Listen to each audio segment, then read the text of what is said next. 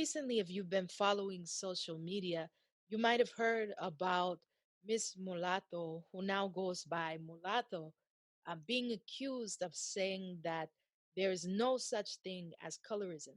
Now, since there is no proof that she said this or anything like that, that's disputable. However, that conversation led to another conversation, which was about this term mulatto, you know? And some people are asking the question, okay, although you might not have said that, is it so far fetched that there was a possibility of you saying that, especially since you use a moniker like the term mulatto?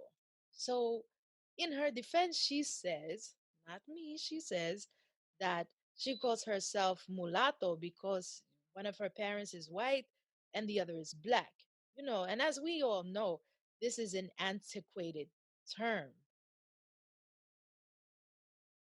I do not personally use the term mulata or mulatto. Now, when I was younger, I took it differently, right?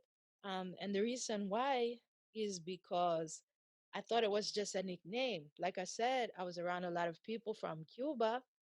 So when they don't know my name, they will just say, Oye, mulata, ven. Like people would just call me by skin complexion or something like that. I was never offended by the name. But when you know more, you do better, right? So once I understood the origin or why we even use these terms like mulatto and mulata, I stopped using it completely. So mulatto is one of these terms that has to deal with enslavement. Of course, we all know that. But think about it, right? The word negro or negra, which has also come to the surface in social media today because of J Lo using the term.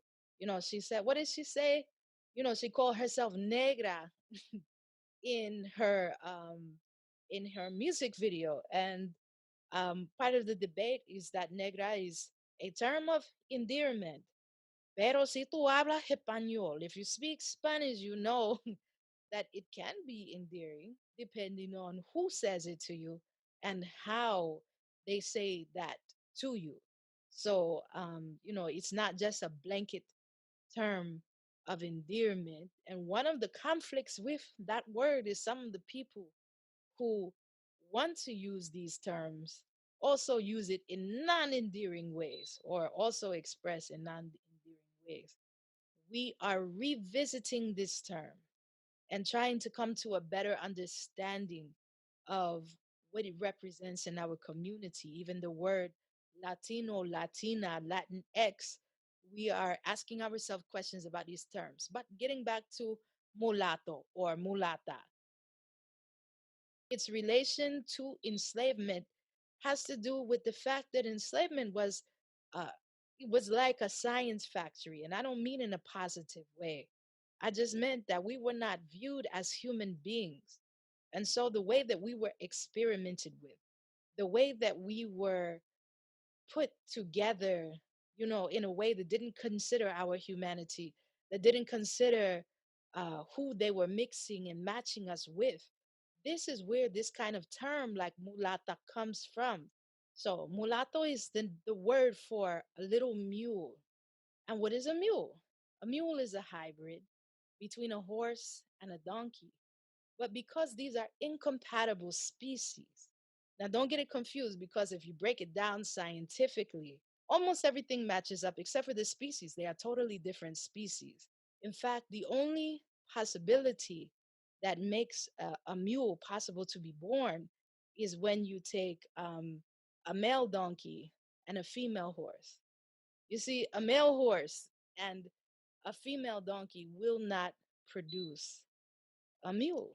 So you're taking two totally different species. Now let's let that sit with us for a minute. So if a mule, a little mule, is a mixture of two elements from two different species, is that implying that somebody who is a mixture of black and white is somebody who might belong to the human race or the human family, but they're two different species.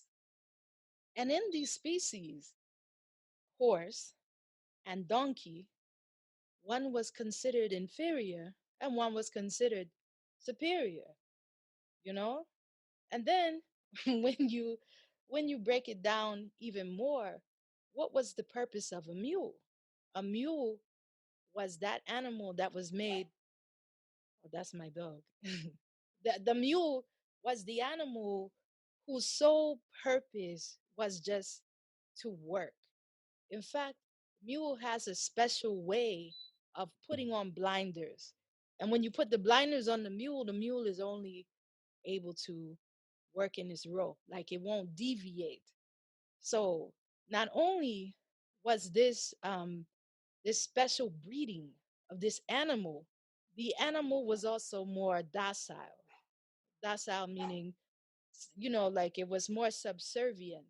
So it was easier to train a mule. It was easier to make a mule do what you wanted it to do. So, using that word, what energy are you calling to yourself? Are you saying that you are a subservient but strong animal that is able to put on blinders and only move in one direction? So we do have to revisit these words. We do have to look at what we said. And I'm not knocking people who still use these terms because most people only know what they grow with, right? Most people only know what they have been taught from the time that they were born. Now, some of you might watch this and, say something about me being mixed race too. Yeah, I might be, but my consciousness is definitely African. I'm not confused. I am nobody's mule. Identity is important, but it's also important to revisit these things and get a better understanding of what it means when you call yourself a little mule.